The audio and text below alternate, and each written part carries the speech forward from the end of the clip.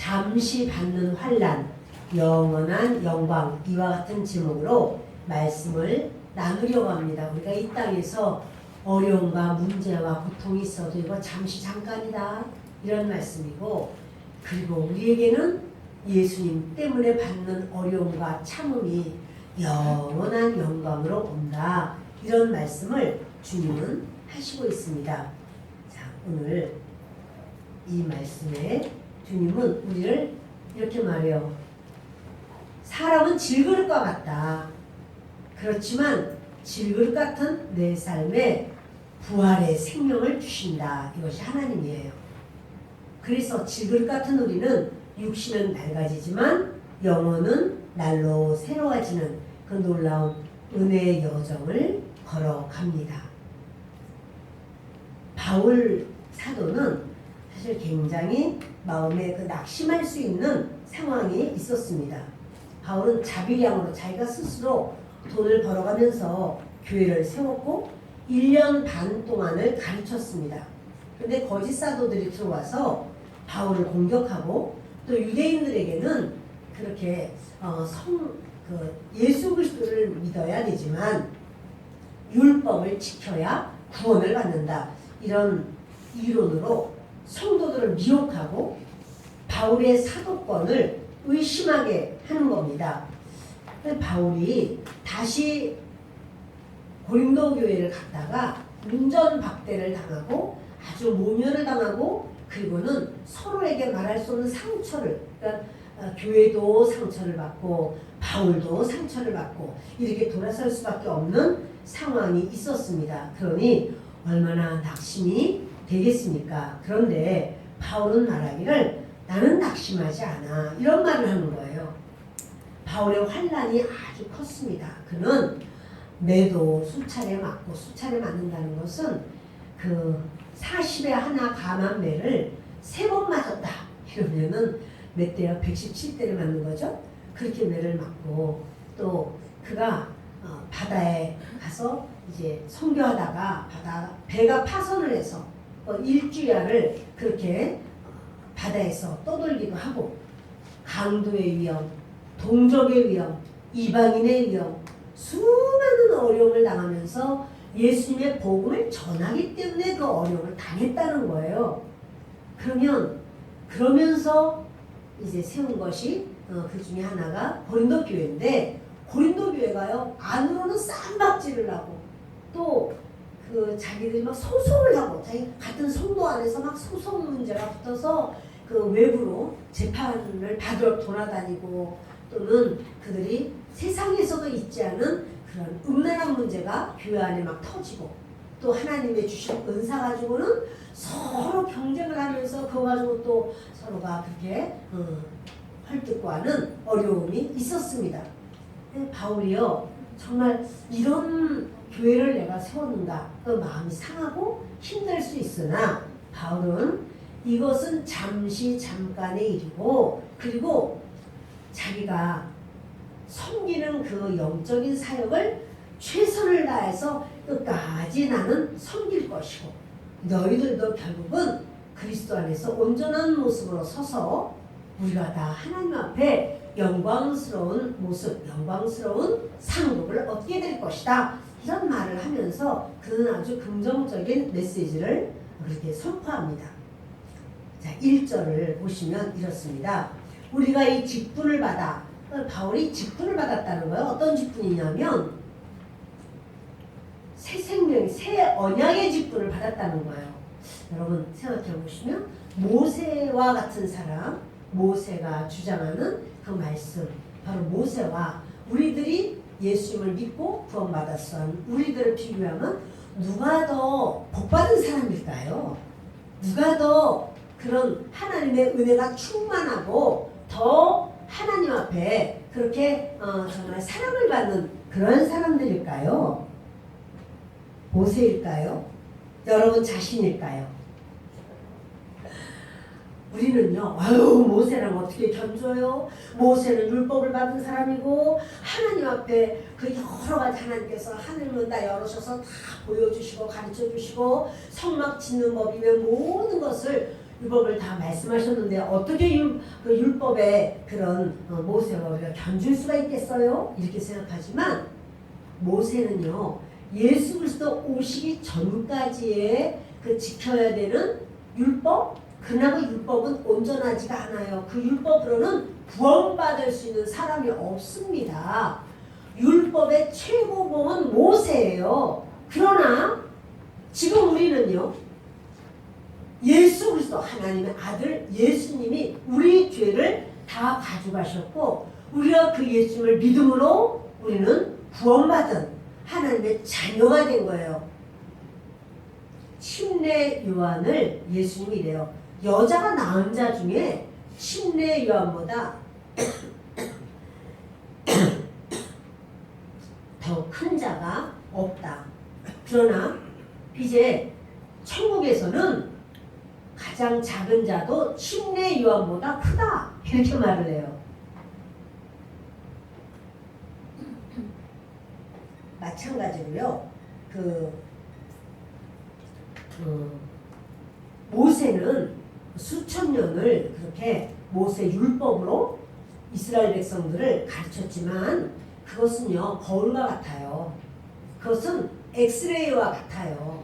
거울은 봐서 뭐 어떻다 생김새를 보여줘도 그게 나를 고쳐주거나 새롭게 하거나 할 수 있는 힘이 없어요. 엑스레이를 찍으면 아 지금 뼈가 금이 갔구나 또는 괜찮구나 이건 보여줄 수 있어도 금간 뼈를 고쳐줄 수 있는 건 아니에요. 그것처럼 모세는 이런 대단한 그런 언약을 받았어요. 그것을 우리는 옛 언약이라고 말합니다. 그런데 사도 바울은 옛 언약이 아니라 율법이 아니라 새 언약을 받았습니다. 그 새 언약은 무엇인가 하면 예수 그리스도께서 우리의 죄를 완전하게 용서하셨고 우리는 예수님을 믿을 때 영생을 얻는다. 영원한 구원을 얻는다. 하나님 앞에 죄가 하나도 없다고 인정을 받는다. 이게 새 언약입니다. 그러니까 바울은요. 이 새 언약을 받은 것이 이 직분을 받았다라는 말씀을 하는 거예요. 그리고 긍휼하심을 입은 대로 이거는 하나님께서 불쌍히 여기셨다는 거예요. 이제 그 옛 언약에 매어서 벌벌 떠는 자들이 아니고 그 새 언약으로 인해서 우리는 긍휼하심을 받고 그럼으로써 우리는 낙심하지 않는다. 우리의 상황이 어렵다 할지라도 예수 그리스도께서 모든 걸 완성하셨고 우리를 세우셨다라고 말씀하는 겁니다.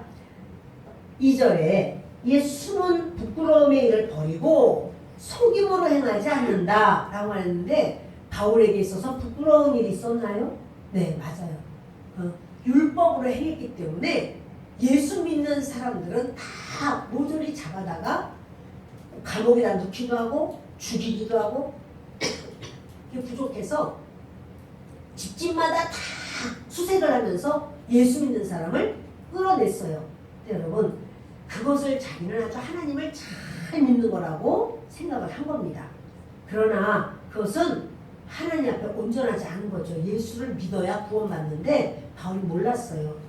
부끄러운 거예요. 그것이 돌이켜 생각할수록 또 예수 믿는다고 해서 죽이는 바로 그 자리에 가편투표를 하고 그 죽이는 사람들의 옷을 갖다 지키면서 아주 저 스데반은 죽어야 돼 이렇게 말을 하고 그거 가지고 부족해.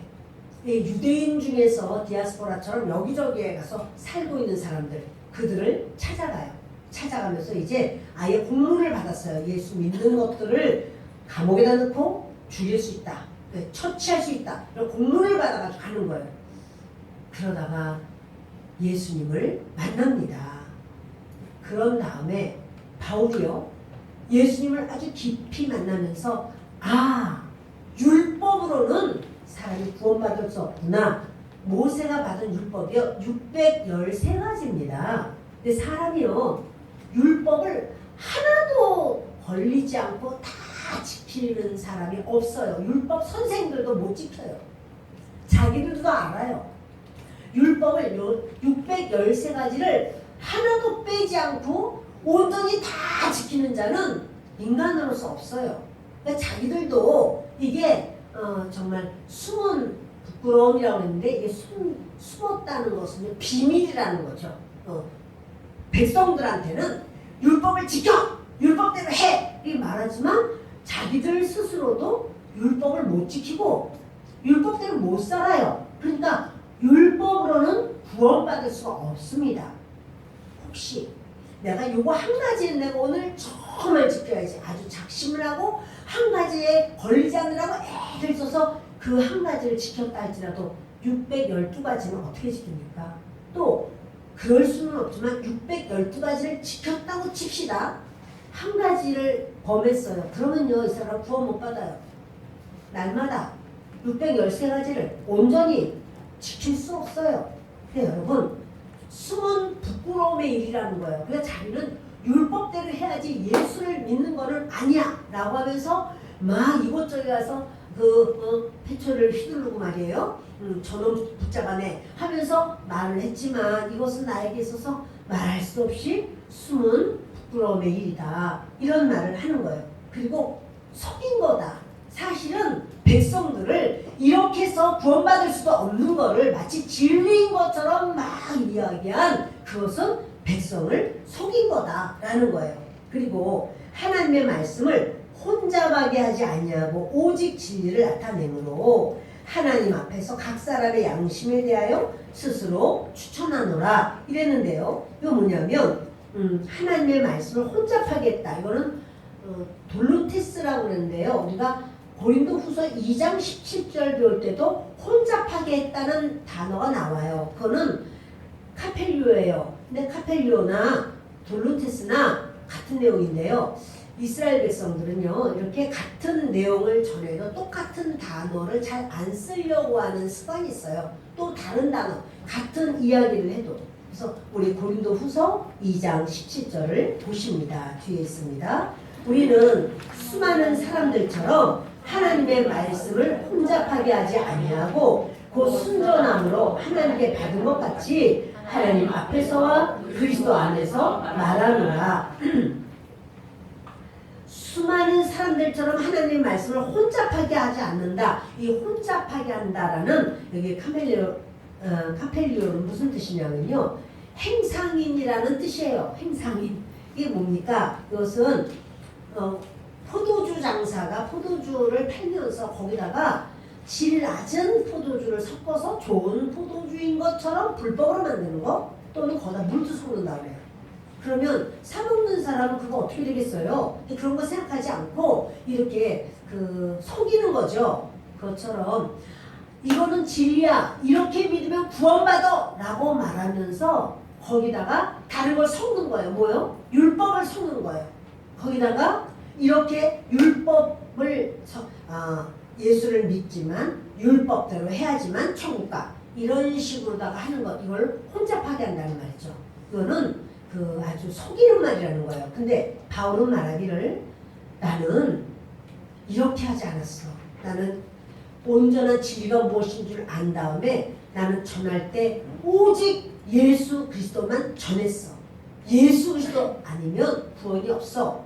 나는 이렇게 질 낮은 율법도 행해야 돼. 할례도 받아야 돼. 절기도 지켜야 돼. 이런 식으로 나는 섞어되지 않았어 라고 하는 말씀이에요. 그래서 내가 각 사람의 양심에 대하여 스스로 추천하노라 이런 말을 해요. 3절 만일 우리의 복음이 가려졌으면 망하는 자들에게 가려진 것이다. 바울은요 굉장히 아주 당당한 부분이 있어요. 자기는 구원받지 못할 것을 구원받을 것처럼 이렇게 말하지 않았다는 거예요. 나는 구원받아야 될 것을 정확하게 이야기했어. 만약에 이 복음을 안 받아들이는 사람이 있다면은 그 사람은 망하는 자야.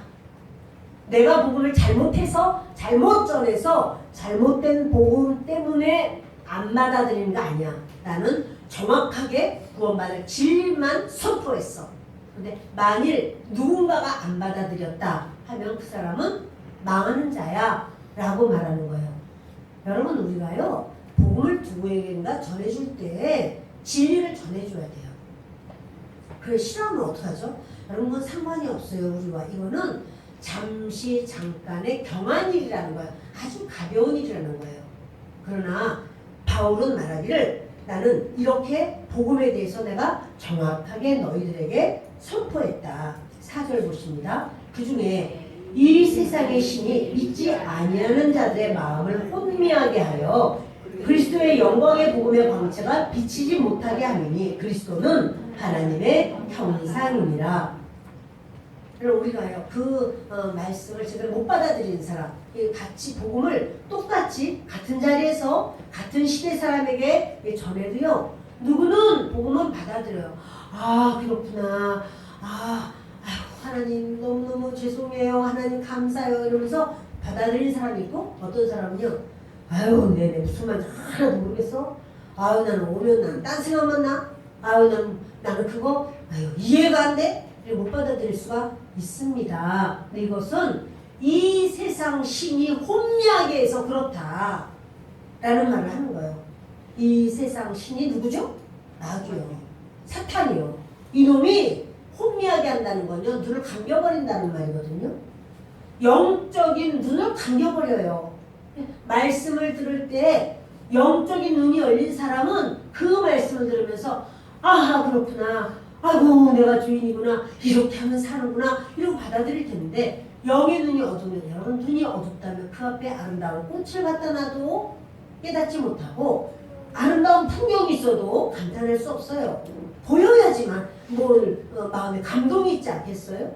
근데 이렇게 하나님의 말씀을 들어도 깨닫지도 못하고 알아듣지도 못하고 그것은 그 사람이 마귀가 그 사람의 영의 눈을 가려버린 것이다. 이런 말을 하는 거예요. 그래서 그리스도의 영광의 복음의 광채가 비치지 못하게 하는 거다.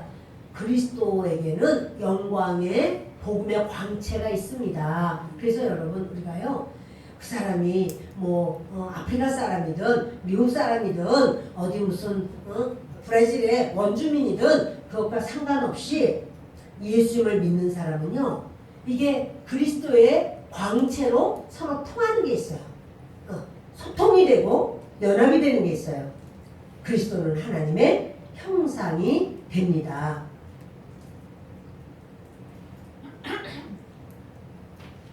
내 안에 담긴 가장 위대한 보물 그건 뭘까요? 우리는요 질그릇입니다. 흙으로 만들어진 그런 연약한 육체를 가지고 있습니다. 그래서 깨지기 쉽고 나이가 들고 낡아지고 평범하고도 연약한 육체를 가지고 있고 그러한 삶을 삽니다. 그런데요 우리 안에다가 주님은 보배를 주신 거예요. 그게 바로 예수 그리스도의 복음입니다. 복음이 뭡니까? 예수 그리스도예요. 그래서 예수 그리스도라고 하는 복음을 우리에게 주셨고 우리를 대속하시고 영원한 생명을 주시는 예수 그리스도의 능력과 은혜를 어디다 주셨냐면 우리 안에 주셨어요. 여러분 만약에 보화가 있다면 여러분 기가 막힌 보화가 있다면 그거 어디다 두시겠습니까? 여러분이 그 보화 아주 이건 너무너무 중요한 거야. 이거는 이루 말할 수 없이 좋은 거야. 그렇다면 이거 어디다 두실까요? 금고를 들여놓을 거야 아마.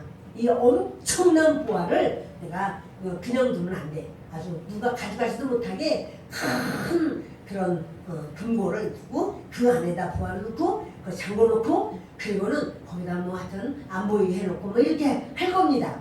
보인다 할지라도 가져가지 못하게 할 겁니다. 근데요 하나님께서는요 예수 그리스도라는 복음 이 복음을 이거는 우주를 넘어서 우주 안팎에서 가장 아름답고 가장 귀한 보배예요. 근데 이 보배를 어디다 두셨냐면 질그릇 안에 두었다는 사실이에요. 그 질그릇이 누구냐면 저와 여러분 예수님을 믿는 사람들이에요. 근데 여러분 좀 저 질그릇 쓸만한가요? 쓰기가 좀 어려울까요? 지금 우리가 보고 있는 저 질그릇 좀 어떤가요? 다 금광물이었죠. 그런데 저것은요 만약에 저 질그릇이 금가지 않고 아주 새 거라면 그러면 그 보화로부터 나오는 빛이 밖에서 볼 수가 없을 거예요. 저 금이 막 쫙쫙 갈라졌어요. 더 많이 갈라졌다면 그리고 누군가가 돌을 던진 것처럼 푹 헤어져 있다면 그 안에 있는 보화의 그 광채가 빛이 더 환하게 바깥으로 비쳐나올 거예요. 근데 만약에 저희 질그릇이 아니고 금그릇이라면 어떨까요? 금그릇이라면 금그릇 안에다가 보화를 넣어놨어. 그러면 밖에서 보화의 빛을 볼 수 있을까요? 아, 못 볼 거예요. 근데 어떤 사람은 금그릇 같은 사람이 있어요. 나 그런 거 안 해. 나는 내가 싫어하는 거 안 해. 왜 금그릇이거든요, 이 사람은 아주. 근데 그분을 통해서는 옆에 사람이 빛을 받을 수가 없어요. 보화의 그 빛이 흘러갈 수가 없어요.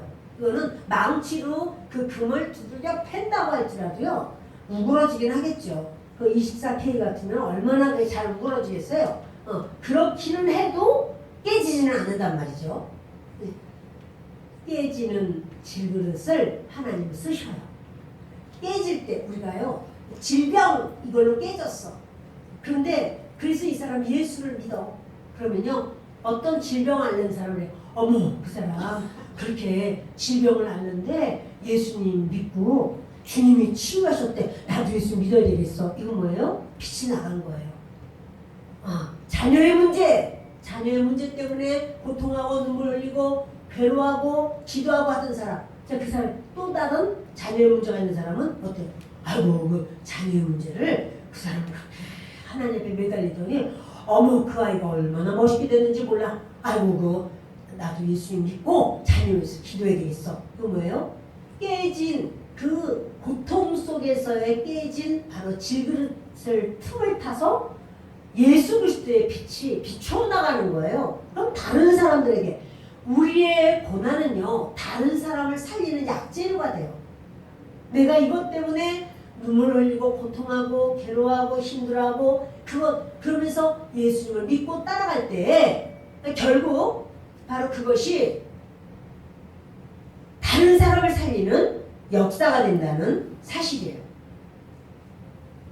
우리 그 질그릇에 어떤 능력이 있는 게 아니라 저 질그릇을 보면 다 모든 사람이 그 눈을 떼지 못할 거예요. 와, 저 안에 무슨 빛이 저렇게 멋있지? 그것은 질그릇의 능력이 있는 게 아니라 질그릇 안에 담긴 보화가 있기 때문에 능력이 있는 거예요. 여러분, 그래서요, 심히 큰 능력은 내게 있는 것이 아니라 내 안에 보배이신 하나님께 있습니다. 여러분 안에 누가 계신가요? 예수 그리스도. 예수 그리스도가 있을 때 내가 보배로워져요. 마치 예수님이 그 어린 나귀, 한 번도 타보지 않은 어린 나귀를 데리고 오너라. 그리고 나귀를 탔더니 이 나귀 앞에 사람들이 막 나뭇가지를 펼쳐서 놓기도 하고 옷을 벗어서 바닥에 깔기도 하고 그 나귀가 지나갈 때 박수를 막 치고 그래요. 그 뭐냐면 나귀는 그 예수 그리스도를 태웠기 때문에 예수님을 환영하는 인파가 그렇게 하는 거죠. 그러니까 나귀가 예수님을 태웠기 때문에 나귀도 환영을 받는 상황이 되었어요. 그러나 나귀의 그 역사는요, 거기까지. 예루살렘 성전에 들어가는 바로 거기까지고 더 이상은 나귀는 성전 안으로는 들어갈 수가 없겠지요. 저와 여러분도 마찬가지입니다. 질그릇입니다. 그러나 주님은 이 질그릇을 아주 귀한 질그릇으로 인정하시는 우리들이 되는 줄을 믿습니다. 자, 여러분 5절을 4절을 같이 읽습니다. 그 중에 이 세상의 신이 믿지 아니하는 자들의 마음을 혼미하게 하여 그리스도의 영광의 복음의 광채가 비치지 못하게 하니 그리스도는 하나님의 형상입니다. 5절 우리는 우리를 전파하는 것이 아니라 오직 그리스도 우리의 주 되신 것과 주 예수를 위하여 우리가 너희의 종된 것을 전파함이라. 어두운 데 빛이 비치라 말씀하셨던 그 하나님께서 예수 그리스도의 얼굴에 있는 하나님의 영광을 아는 빛을 우리 마음에 비추셨느니라. 5절은요, 여기 보면 우리는 우리를 전파하는 것이 아니라 이렇게 말이 나오지만 사실은 이제 헬라어 원문에 보면은요, 그게 가르라는 말이 있어요. 이 가르라는 말은 왜냐하면 이런 말이에요. 왜냐하면 나는 나를 선포하는 게 아니야. 나를 전하는 게 아니야. 그러니까 여기 이제 복수니까 우리죠. 우리는 우리를 그러니까 여러분 예수를 믿는 사람은요 나를 인정받고 다른 사람이 나를 막 좋아해주고 칭찬해주고 나는 이런 사람이라는 걸 드러내고 그렇게 하기 위한 게 아니다. 예수를 믿는 사람은 나를 통해서 예수님을 드러내고 예수님께 영광을 돌리고 예수님이 어떤 사람이라고 예수님을 보여주고 그런 것이 바로 우리 크리스찬들의 모습이에요. 그러니까 여러분 오직 그리스도 예수의 주 되신 것 예수님이 주인이셔 또 예수를 위하여 라고 했지만 예수를 여기는 디아거든요. 이 헬라어는 위하여가 아니라 이거 때문에요. 예수님 때문에 우리가 너희의 종된 것을 전파함이라. 여러분 보세요. 지금 바울은 이렇게 말해요. 바울은 하나님의 종인 거 맞죠? 예수님의 종인 거 맞죠? 예. 그런데 바울이 이렇게 말해요. 나는 고린도 성도들의 종입니다. 이렇게 말을 해요. 자, 바울이 고린도 성도들의 종인가요? 예수님의 종인가요? 대답을 속으로 하시나요? 여러분, 전 좀 보세요. 바울뿐 아니라 예수님을 믿는 성도들은 하나님의 종이지만 또 아직 믿지 않는 사람의 종이에요. 왜냐하면 그들에게 복음을 전해야만 되는 사명을 가지고 있어요. 하나님의 원하심이에요. 그게. 그리고 또 목사도 마찬가지예요. 목사도 하나님의 종이지만 성도님들이 복음으로 믿음을 가질 수 있도록 계속 케어하고 섬겨주는 것 이것이 목사의 사명이에요. 그리고 믿음이 적은 사람, 연약한 자를 저와 여러분이 그들에게 예수님을 전해드리고 때로 그분들이 아유 오늘 교회 안 가려고 그래요 뭐 이렇게 말을 해도 오지 마요 뭐 이러는 게 아니라 그렇게 한다 할지라도 무슨 일이 있으세요? 이러면서 이렇게 대화를 하고 또 마음을 붙들어주고 이러면서 봅시다. 아이고 집에서 있느니 우리 같이 하나님 앞에 예배 드립시다. 아이고 주님이 오늘 만나주실 것 같으네요. 이러면서 그분을 이렇게 하는 게 아니 내가 뭐 그 사람 뭐 비 맞출 일 있어? 예, 비 맞출 일이 있어요. 왜요? 구원을 위해서. 그러니까 내가 지금 몇 번이나 비 맞췄는데 종은 끝까지 종이에요. 그를 바로 세우기까지 나도 헌신을 해야 되는 거예요. 바울이 지금 그 말하고 있는 거예요. 5절에 예수님 때문에 우리가 너희의 종된 것을 전파함이라. 그러니까 바울이 그렇게 안 해도 돼요. 고린도 사람들한테 일단은. 그러나 바울이요 자기가 마치 종처럼 그들에게 비유를 맞추고 왜 비유를 맞춰요? 그리스도를 전하고 구원으로 바로 서기 위해서 교회를 바로 세우기 위해서 그렇게 하는 거예요. 우리의 모든 것은요 누군가가 나 이렇게 하는 게 좋은데 그럼 그렇게 해줄 테니까 이번에 우리 교회 좀 나옵시다. 여러분 이렇게 하는 거예요. 그러니까 뭐 딴 거를 이렇게 우리가 주장하는 게 아니라 그 사람이 신앙생활을 제대로 할 수 있게 속으로만 그렇게 생각하지 말고 그걸 드러내야 되는 거예요. 이제 우리 같이 이번에 우리 이렇게 할까? 여러분 자녀한테도 어린 자녀가 교회를 안 나와요? 그럼 어떻게 해요? 내가 이번에 너 저기 좋은 네가 원하는 그 청바지 사줄게. 네가 원하는 뭐 해줄게. 그렇게 물질로 다 그렇게 하면 되나? 예. 그래서 그 아이의 그 연약함을 채워주면서 그러면서 그때가 바로 구원의 기회가 될 줄을 어떻게 알겠어요? 여러분 이렇게 우리 믿는 자는요 종처럼 이렇게 연약한 모습이 있지만 그것은 종이라서 그런 게 아니라 예수님 때문에 그렇게 한다는 사실입니다. 자 6절을 보십니다. 어두운 데 빛이 비치라 말씀하셨던 이것도 마찬가지로 호티라는 말이 있거든요. 이 호티라는 말이나 가르라고 하는 말이나 똑같이 왜냐하면이에요. 다른 말을 써요. 그래서 호티라고 말하는데 왜냐하면 어두운 데 빛이 비치라 말씀하셨던 그 하나님께서 자 어두운 데 빛이 있으라 누가 하나님이 언제 말씀하셨죠? 천지 창조할 때 말씀하셨죠? 천지 창조할 때 우리요 뒤 보시면 창세기 1장 2절과 3절을 보십니다.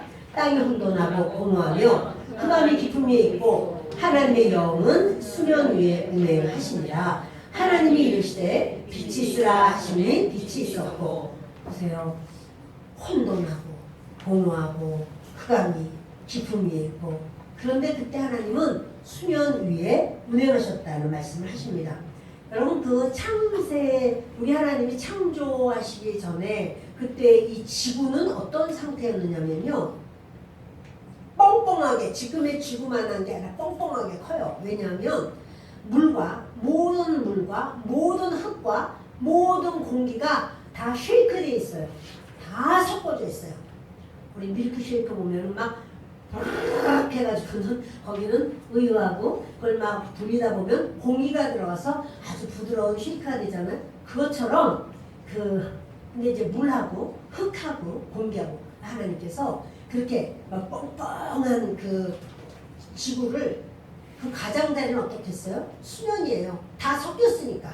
물도 섞이고 흙도 섞이고. 그래서 하나님께서 궁창을 만드시면서 궁창 위의 물과 궁창 아래의 물로 나뉘어라. 그리고 지구도 그 얕은 곳은 물이 보이게 하고 거기를 바다라고 그러시고, 그리고 그러면 육지가 또 올라오잖아요. 그 육지에는 식물을 자라게 하시고, 또 거기다가 기는 거, 걷는 거, 여러 가지 동물을 만드시고 하는 이런 사역이 있었습니다. 그러면서 주님께서 빛이 있으라, 이제 처음에 하신 말씀이 빛이 있으라 하는 말이죠.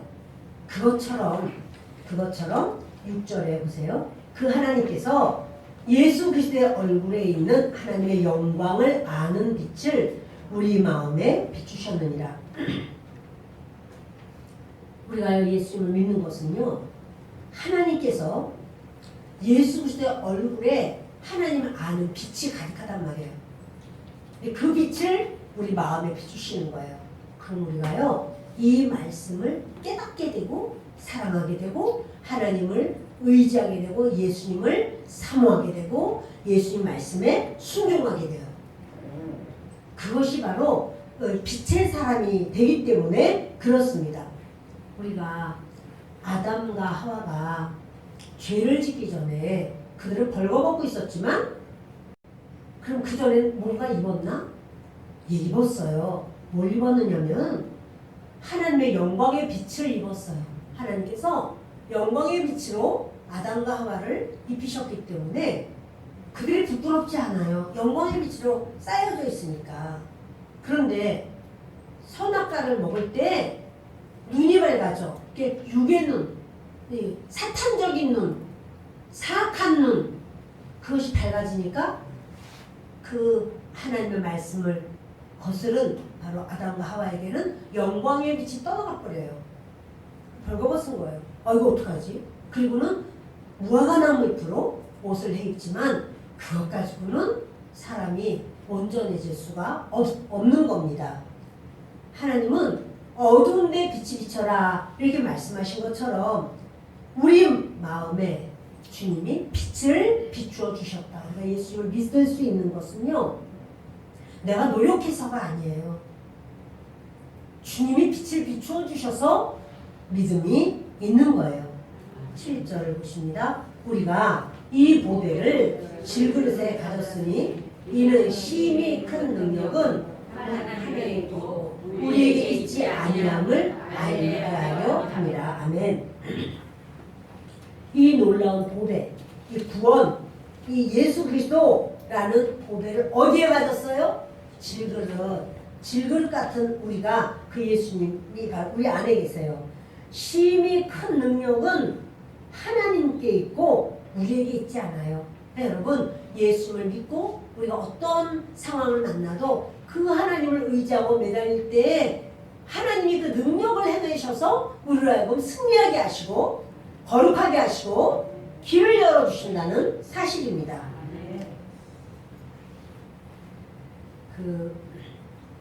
이제 8절부터 보십니다. 우리가 사방으로 우겨쌈을 당하여도 쌓이지 아니하며 답답한 일을 당하여도 낙심하지 아니하며 박해를 받아도 버림받지 아니하며 거꾸러뜨림을 당하여도 망하지 아니하고. 아멘.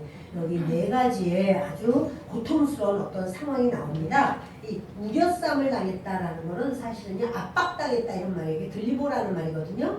그 헬라어로 들리보예요. 근데 들리보는 뭐냐면 아주 압박하다, 억압하다, 위협하다 이런 말이에요. 그러니까 우리가 압박을 당해서 몹시 완전히 스트레스를 받았어. 와 스트레스를 받았어요. 그렇게 해도 쌓이지 않는다. 왜? 예수님이 바로 우리에게 완충제 역할을 해주시니까. 아무리 나를 압박하려고 해도 예수님이 그 중간에 계시다는 사실이죠.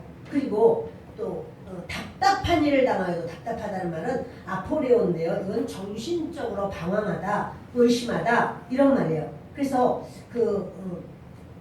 정신적으로 막 당황하고 의심을 받고 이런다고 할지라도 엑사포레오 이거는 방책이 전혀 없다고 할지라도 나는 포기하지 않아 이런 말이에요.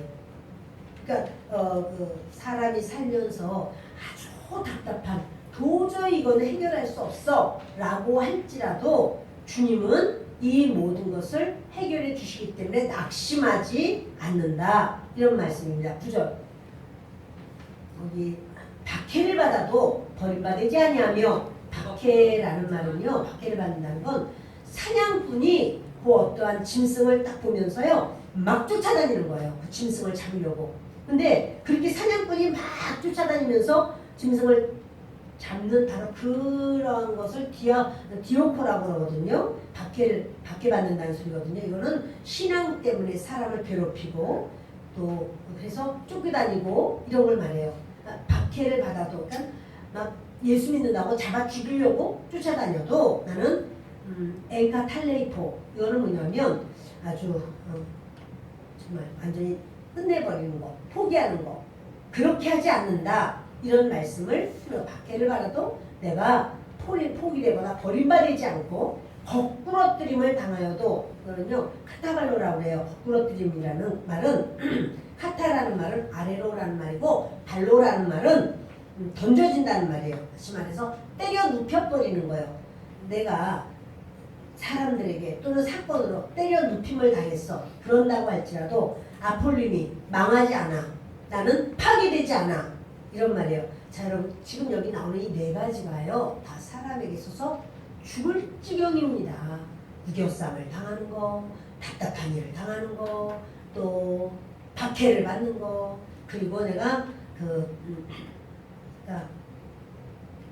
마지막 네 번째 거꾸러뜨림을 당하는 거, 이 모든 것이 아주 어려운 일입니다. 자, 보시겠습니다.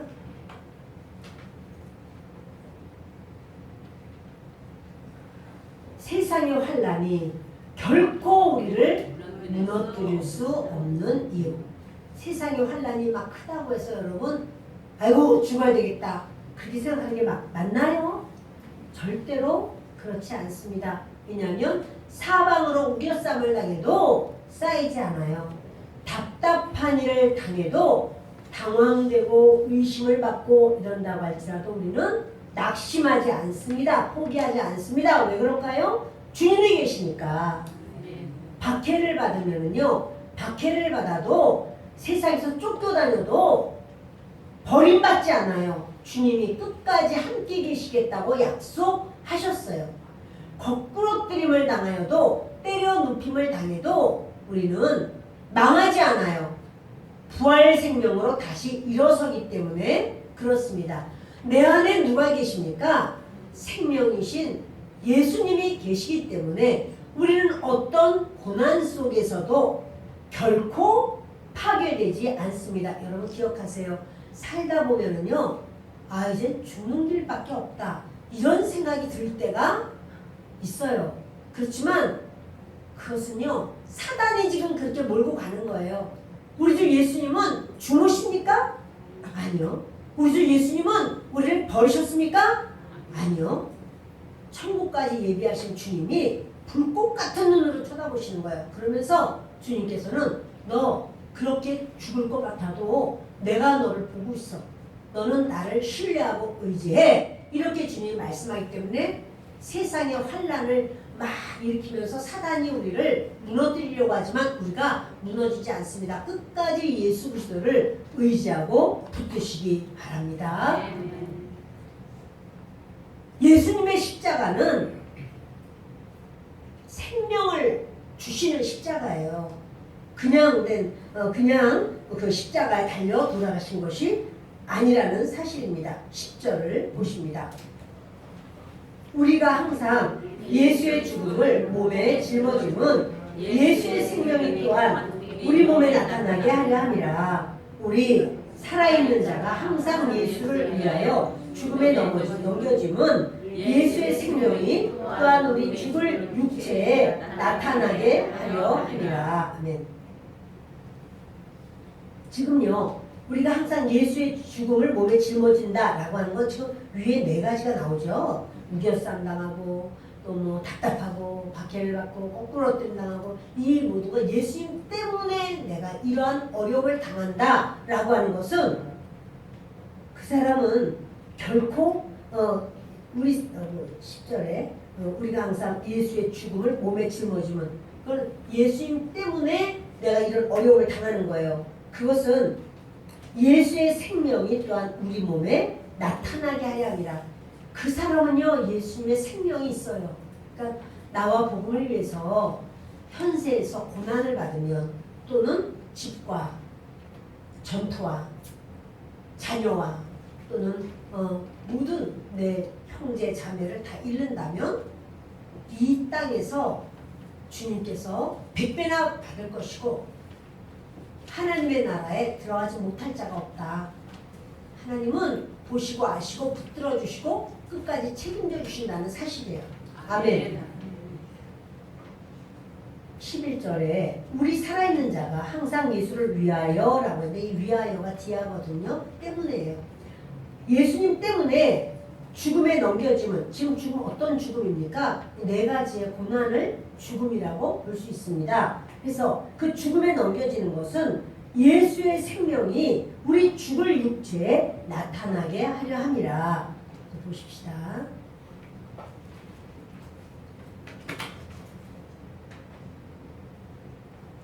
생명을 낳는 십자가의 은혜입니다. 사망은 내 안에서 역사하지만 생명은 당신 안에서 역사합니다. 지금요, 바울이요, 말할 수 없는 사망의 그런 사건을 많이 만나요. 왜요? 이것은 결국 고린도 사람들을 살리는 일이다. 여러분, 부모님이 자녀를 사랑하죠. 얘는 태어나가지고 하는 게 없어. 먹고 자고 또 이제 싸고 이래요. 그리고 또 조금만 뭐가 좀 마음에 안 드는지 안아달라고 내내 울어요. 자, 여러분, 이러다가 할지라도 부모가 자녀의 종입니까? 그렇지 않죠. 부모님이 어디 자녀지. 그러나 꼭 종처럼 아이고 쌌구나, 아이고 배고프구나, 아이고 먹어야 되겠구나, 씻겨야 되겠구나, 알았어 흔들어주고 내가 너를 이렇게 즐겁게 해줄게. 부모님이 아기를 계속해서 그렇게 막 돌봐주는 거예요. 자, 그렇게 하는 것은요, 이 아이의 모든 필요를 채워주는 것은 아이의 종이라서 그런 게 아니라 사랑해서 그렇게 하는 거죠.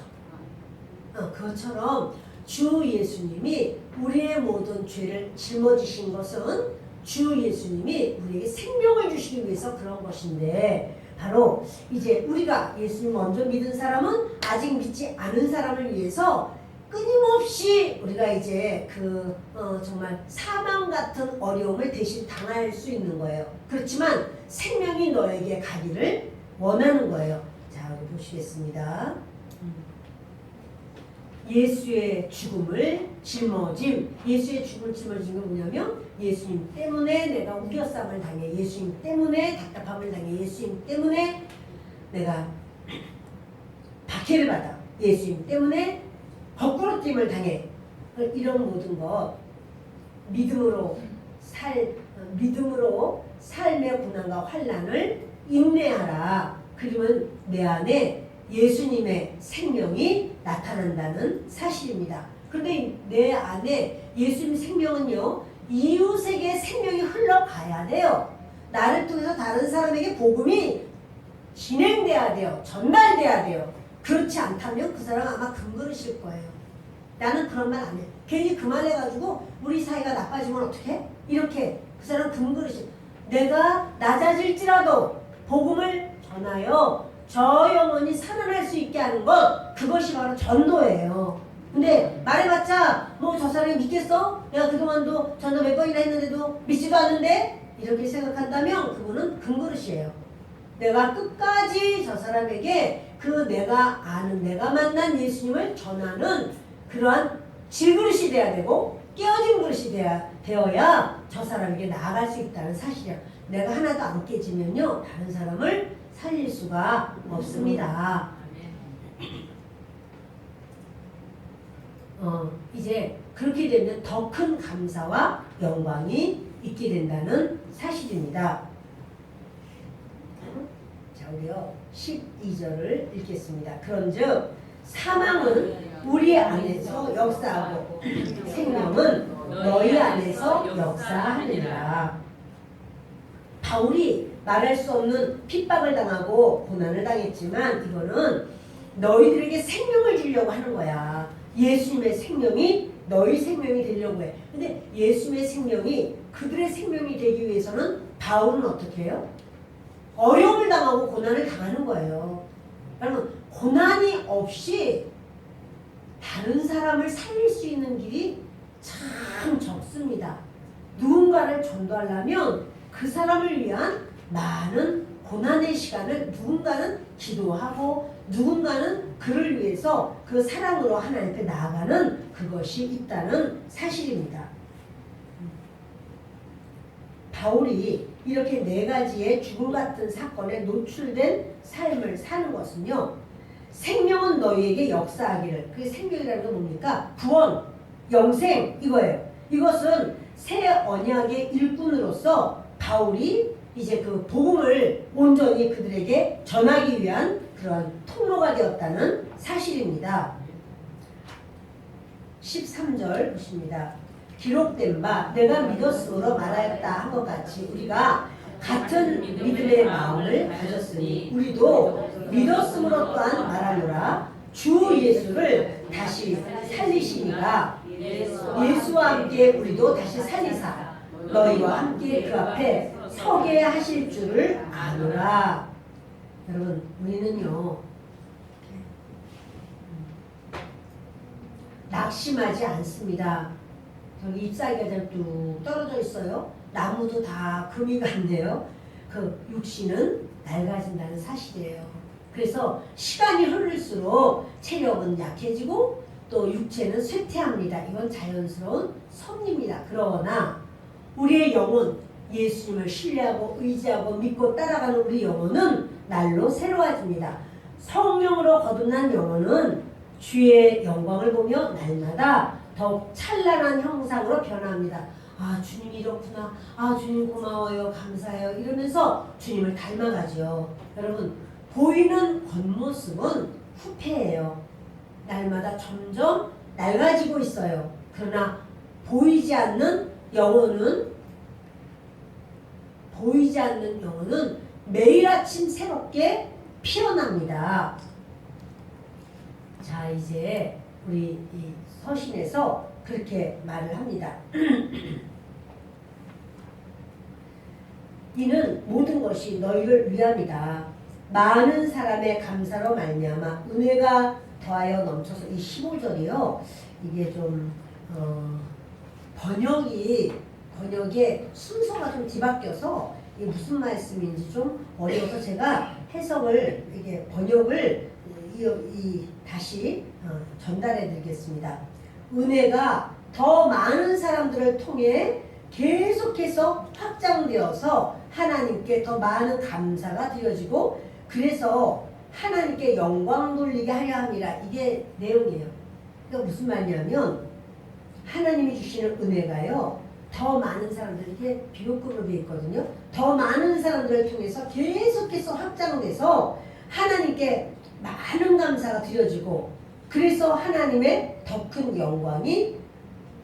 영광을 돌리게 하려 함이라. 이런 말씀이에요. 16절에 그러므로 우리가 낙심하지 아니하노니 우리의 겉사람은 낡아지나 우리의 속사람은 날로 새로워지도다. 여러분 예수님을 믿은 이제 믿고 연령이 이렇게 차서 연세가 많이 든 이제 어르신 노인분이 되었습니다. 겉은 늙어요. 그러나 속은요. 그럴수록 더 주님을 의지하고 믿고 간구하고 할 때 속사람은 날로 새로워진다는 사실이에요. 우리 시선을 전환시켜야 되겠는데요. 지금 우리가 겪는 것은 현실입니다. 앞으로 우리가 받을 것은 하늘나라입니다. 그런데 이 우리가 받는 그 환난을 뭐라고 말하냐면요. 하나님은 가벼운 환난이라고 해요. 여러분이 만나는 어려움과 고통이 가볍습니까? 무겁습니까? 어떠세요? 어떤 사람이 태어나서부터 질병이 있다고 칩시다. 그 질병 때문에 밖에 나가지도 못하고 고통을 받아요. 100살을 살았다고 칩시다. 100년 동안을 그는 정말 어린 나이도 뛰어나가서 놀지도 못하고 또 청년의 시절에도 그렇게 아름다운 옷을 입고 나가서 좀 활보하지도 못하고 나이가 들어서 중년이 되어도 마찬가지로 그렇게 살고 눈물 흘리면서 100세까지 살았다고 칩시다. 항상 몸이 아파서 고통하면서 자 이러면 그 사람 경한 환난입니까? 가볍습니까? 그거 가벼워요? 무겁죠? 그런데요 이 사람이 그렇게 살았다고 해도요 그것 때문에 그 아픔 때문에 하나님을 믿고 의지하고 매달리고 하나님의 이름을 부르지 않으면 밤에 잠을 잘 수가 없어. 매달리고 의지하고 기도하고 그랬어요. 그는 학교도 가지 못하고 학창시절 해서 이렇게 어떻게 좀 즐겁게 친구들하고 같이 몰려다니면서 그렇게 빵집도 가지 못하고 또 이제 청년의 때에 그렇게 이성을 만날 기회도 없어요. 나이가 100세가 될 때까지 평생 아팠어요. 근데 그 사람이요 그런다고 할지라도 영원한 세계에 비하면 그 100년이라는 것은 아무것도 아니라는 거예요. 우리가 아는 그 손명희 시인이 태어나면서부터 그렇게 좀 뇌에 어떤 이상이 있어가지고 그분이 말 한마디 말을 하려면 온몸이 다 뒤틀어져야지 말이 나와요. 근데 그 친구가 이제 청소년 시절에 소망이 뭐냐면 지금은 여러분 알지도 못하는 이름이지만 연세 드신 분이 알 거예요. 아랑드롱이 있었어요. 프랑스의 배우가 아랑드롱이 아주 잘생긴 그런 배우인데 나는 아랑드롱 같은 사람하고 연애하고 싶어. 엄마한테 그랬다는 거예요. 그요 그렇게 하고 싶잖아요.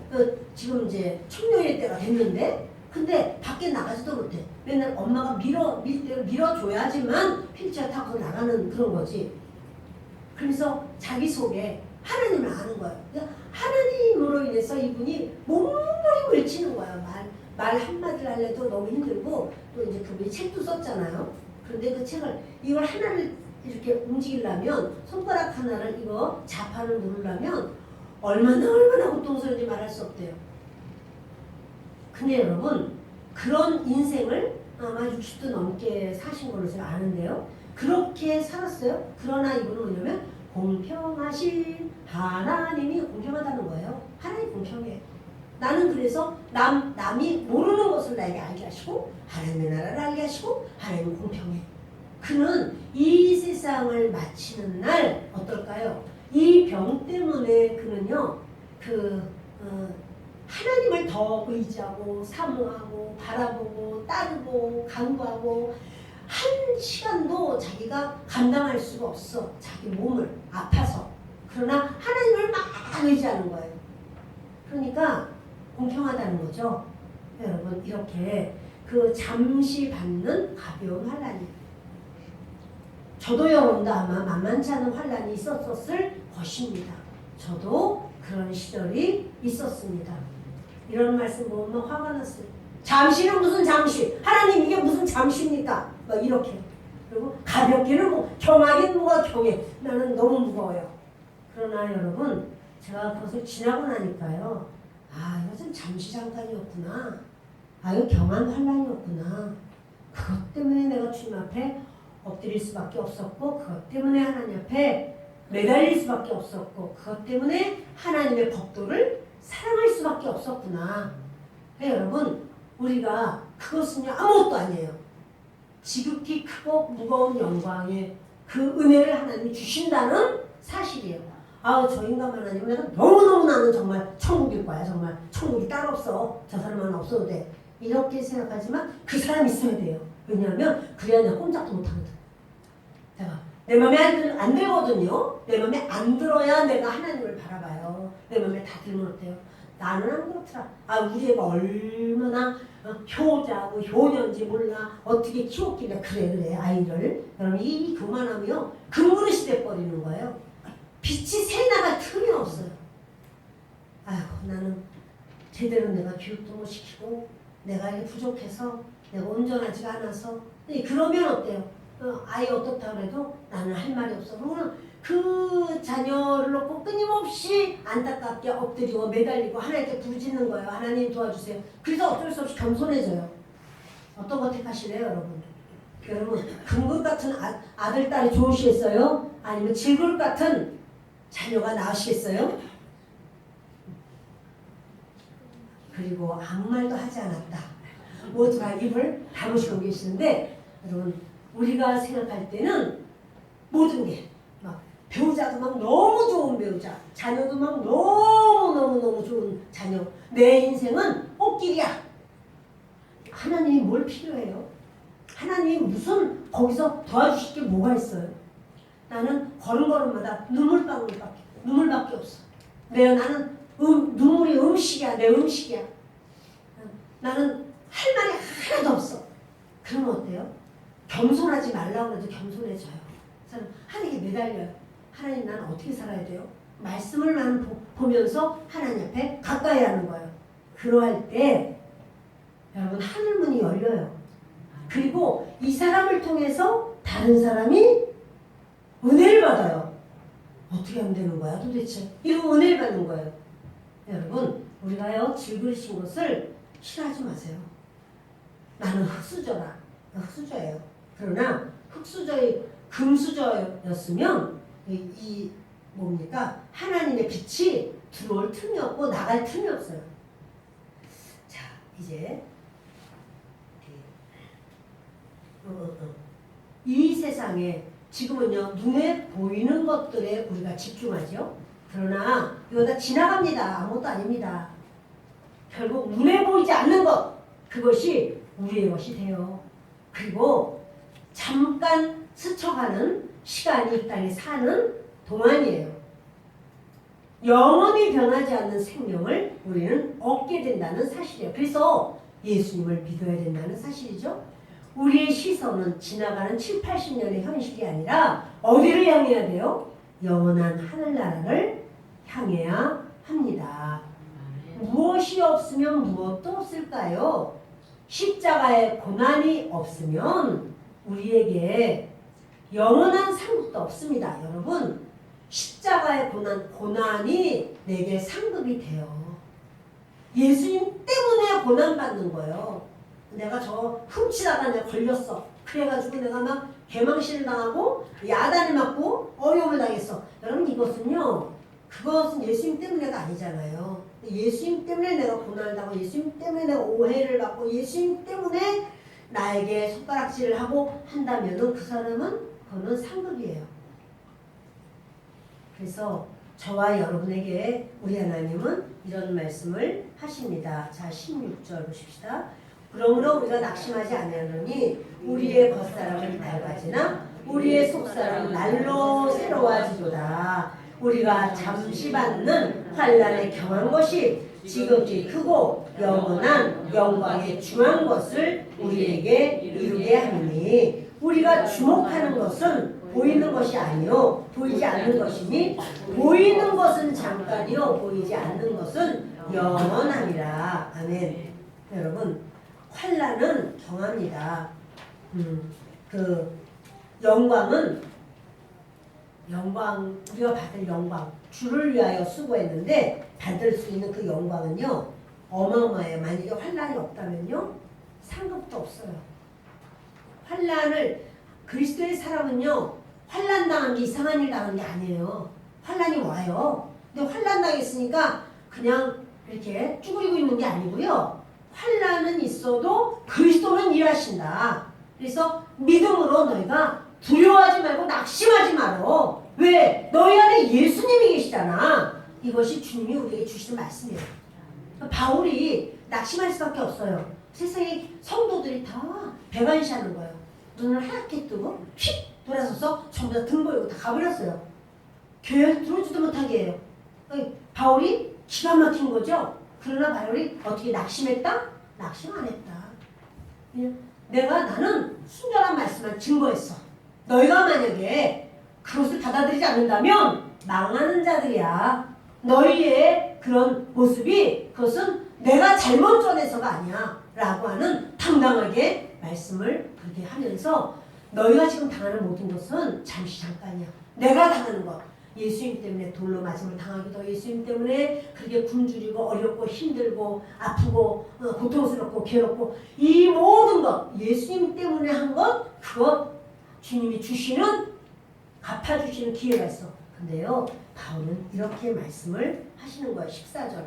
이건 너무나 중요한 말이에요. 주 예수를 다시 살리시니까 예수와 함께 우리도 다시 살리사 너희와 함께 그 앞에 서게 하실 줄을 아노라. 뭐냐면요, 예수님이 나 3일 동안이나 죽었으니까 살아나야겠다. 예수님이 직접 살아나셨다 1번, 하나님 아버지께서 살리셨다 2번. 몇 번이죠? 2번이에요. 2번. 예수님이 직접 살아나신 게 아니고요, 하나님 아버지께서 예수님을, 죽은 예수님을 살리신 거예요. 뒤 넘겨보시면 주보에 사도행전 3장 15절을 읽겠습니다. 생명의 주를 죽였도다. 그러나 하나님이 죽은 자 가운데서 그를 살리셨으니 우리가 이 일의 증인이라. 보세요. 하나님이 죽은 자 가운데서 살리신 거예요. 그렇다면 우리가 죽었을 때 하나님 부활을, 우리가 부활하나요? 하나님이 부활을 시키시나요? 하나님 부활시키시는 거예요. 그런데 바울이 그래요. 주 예수를 다시 살리시니까 우리와 예수와 함께 우리도 다시 살리사, 자신도 예수님과 같이 살리실 거다. 너희와 함께 그 앞에 서게 하실 줄 아노라. 그런데 고린도 교인들아, 내가 예수님 앞에 바로 서서 이제 어떻게 돼요? 상을 받지요. 근데 그때 나뿐 아니라 너희들도, 고린도 교회 성도들 너희들도 부활을 하나님과 같이 당해서 하나님 앞에서 너희와 같이 나는 상을 받고 싶어, 이거예요. 그러니까 지금 고린도 교회 교인들은 바울을 아유 가짜 사도, 아유 거짓 사도야, 아이고 유대인들 그 예루살렘에 오신 분들이 그렇게 말하지 않던데 막 이렇게 자기를 수떡수떡 수근수근 막 이렇게 하지만 바울은 나는 복음만 전했어. 그리고 내가 원하는 것은 부활의 날에 너희도 같이 부활을 해서 하나님 앞에 너희랑 내가 같이 상 받고 싶어, 이 말이에요. 여러분, 내가 예수님 믿고 혼자 상 받는 게 아니고 내가 전도한 사람, 내 가족들, 그들도 같이 그 상을 받게 하는 것, 그 소망을 갖는 우리가 되기를 바라요. 말씀을 마칩니다. 여러분, 이 상 받는 거 다 좋죠? 근데 저는 이게 말씀이 길어지지만 한마디 하겠습니다. 사실은요, 저는 A, B로 나눠서 이 말씀을 보면서, A는 뭐냐면요, 예수님처럼 복음을 전하고 예수님처럼 고난을 갖다가 예수님처럼 주는 거, 이게 A예요. 그게 있어야 예수님처럼 부활을 해서 예수님처럼 상급을 받는 거예요. 이게 B예요. 예수님처럼 부활하고 예수님처럼 상급 받는 거 다 원해요. 그러나 예수님처럼 전도하고 예수님처럼 고난받고 예수님처럼 죽는 거, 그것은 원하시면 아멘. 설교 다시 시작하겠습니다. 지금부터 다시 설교를 시작하겠습니다. 다시 못 들으셨구나. 다시 예수님처럼 전도하고, 자 이거 하실 분 아멘. 아멘. 이번에 다음 주, 그 다음 주가 우리가 전도 주간이에요. 초청 전도주일이에요. 전도하세요. 아멘. 다시 예수님처럼 복음을 전하고, 이게 전도예요. 예수님처럼 고난을 받으며, 고난받는 거 내 원하는 대로 하는 게 아니에요. 예수님처럼 죽는 거, 이 죽는 게 왜? 4가지의 고난이 있었잖아요. 그런 사건을 당해. 그래야 예수님 때문에 내가 그리 다녀야 예수님처럼 부활하고 예수님처럼 상급을 얻어요. 아멘. 아멘. 그렇게 되기를 원하시나요? 아멘. 여러분 그렇게 되는 상태가 구원의 온전한 모습입니다. A는 나 싫어. 예수님 전하는 것도 싫어. 나 전 안 전해. 1년이 지나가도 예수 믿으라는 사람 아무한테도 말 해본 적이 없어. 이거 참 잘하는 게 아니라요. 하나님 앞에 야단 맞을 짓이에요. 나는 금그릇이야 소리예요. 금그릇은 빛이 새나갈 수가 없어요. 질그릇이라 해야 돼요. 이리저리 막 깨져야 돼요. 아까 우리 봤지만 그 항아리가요. 더 많은 곳에 더 많이 동서남북 어서 가더라도 사방에서 다 주님의 빛을 볼 거예요. 그 주님께서는 이렇게 저들에게 이런 말씀을 하십니다. 영원한 소망으로 빚어지는 승리의 삶. 우리는 어떠한 그릇이냐면 연약한 질그릇이죠. 그리고 내 안에는 보배로운 예수님이 계십니다. 그래서 우리는 날로 새롭게 됩니다. 우리 속사람은 날로 새로워집니다. 그리고 영원한 영광의 상급이 기다리고 있습니다. 눈에 보이는 오늘의 어려움과 육신의 낡아짐은 보이지 않는 영원한 영광을 준비하는 거룩한 과정입니다. 오늘의 연약함을 이겨내고 영원한 하늘의 소망으로 승리하시는 복된 삶이 되시기를 예수님의 이름으로 축복합니다.